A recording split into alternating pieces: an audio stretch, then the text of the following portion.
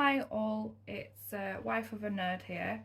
So this is my first video. I'm new to all of this, so do forgive me if it turns out rubbish, but I thought I'd come on today and show you my attempt at making a texture palette for dry brushing.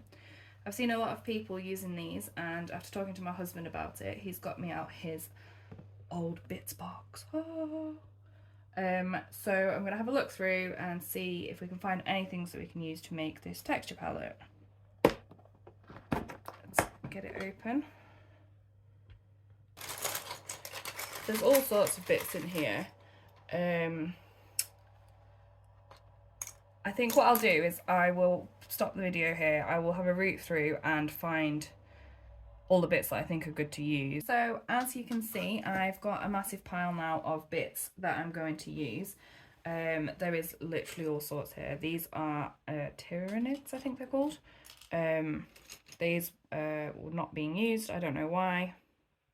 I don't know if they're, I assume they're quite old. So yeah, I don't know if you can see them. They're like half painted, but yeah. So we have those. This one doesn't have a head. So we've got those bits. We've got, this is, so my son is actually, he's just got into this as well.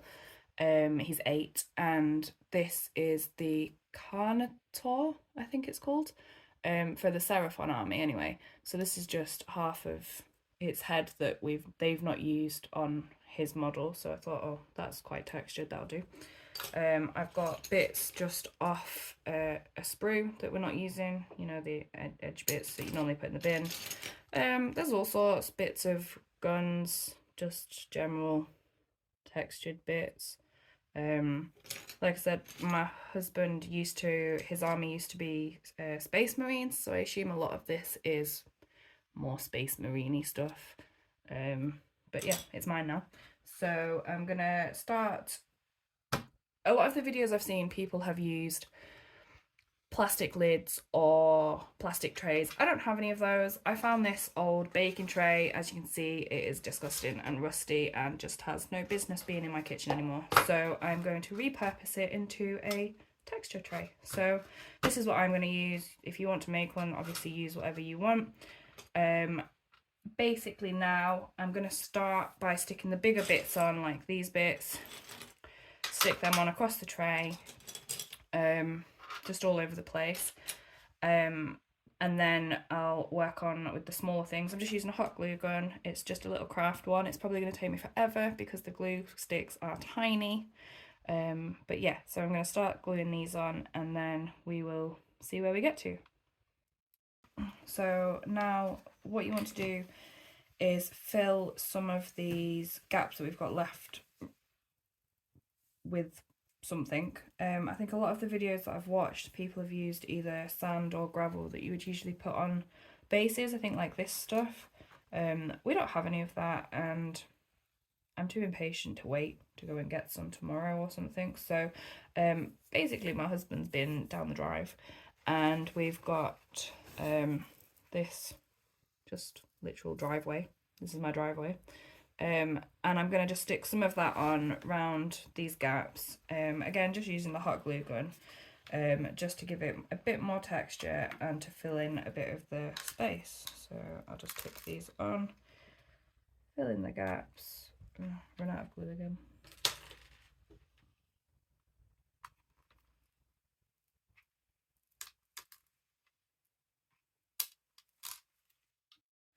Okay, so I think I'm going to actually stop there now. My gosh, is it just me that manages to get hot glue everywhere? I hate the stuff. Yeah, so I'm going to stop there, and I might at some point put some of the finer stuff like this shaly stuff, I don't know what it's called, gravelly stuff in the extra spaces, but for now I'm quite happy with that. We've got loads of extra texture there that's, I mean, it sounds like it's all loose, but tip all the loose stuff off. There we go, that's better.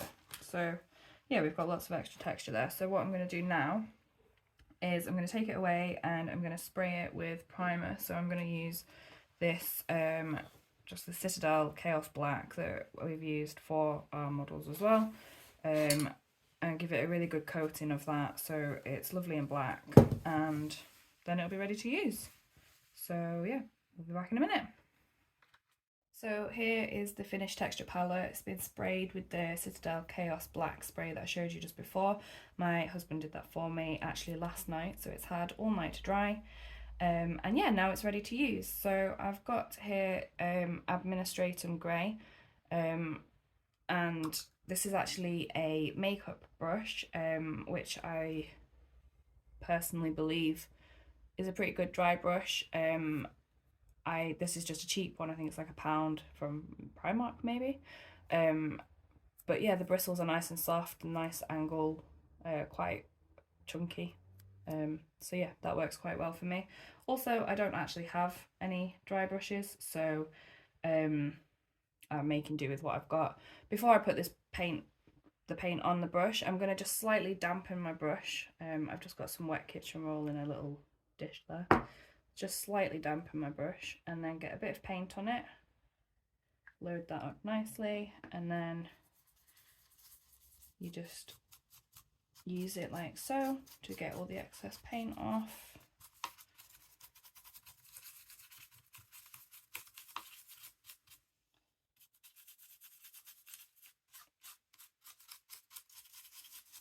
Until you're happy with the level of paint that's coming off of it.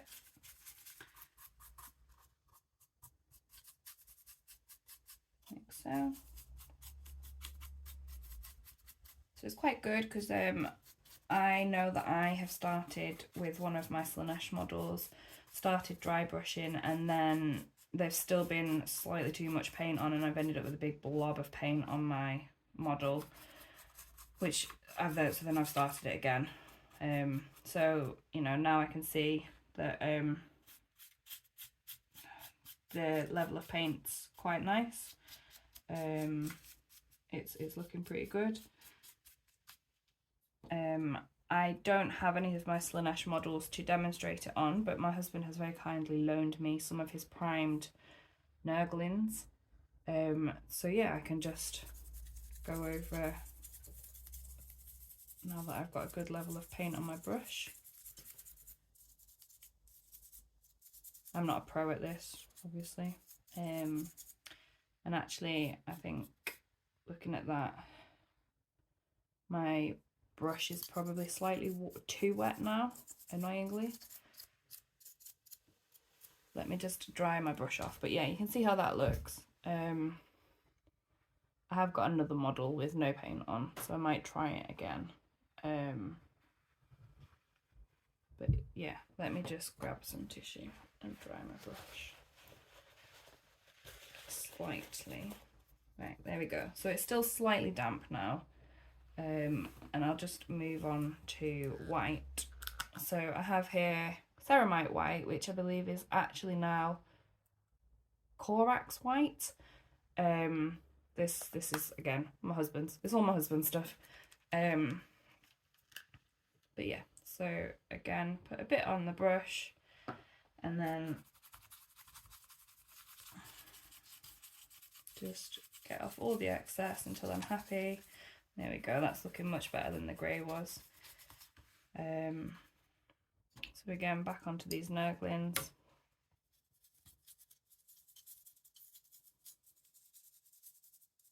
And just dab it on as I want to. I believe if you go in more of a circular motion, it's meant to be better. My technique is just all over the shop, to be honest, but more circles than anything else. I don't think I've actually explained the reason in doing the textured palette.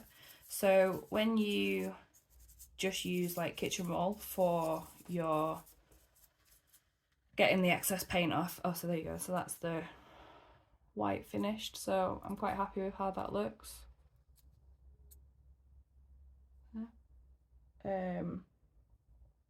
Yeah, so when you use just kitchen roll to get your excess paint off with, kitchen roll's so absorbent, and it tends to take the moisture out of your brush but also out of the paint, so you can be left with quite a powdery finish on your whatever you've been dry brushing. So if you have a slightly damp brush, not as damp as I had it with the grey, just slightly damp, and you use the texture palette rather than tissue, you're not losing that moisture, so you're not being left with the powderiness of the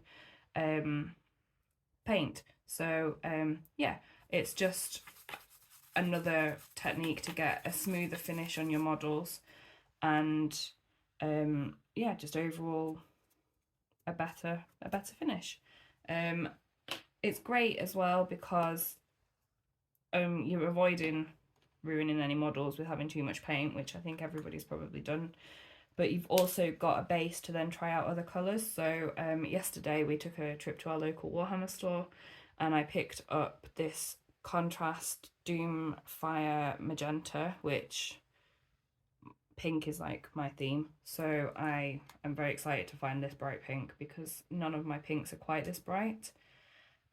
So if I have a look up here, it gives me a good place to try out how it's going to look on here.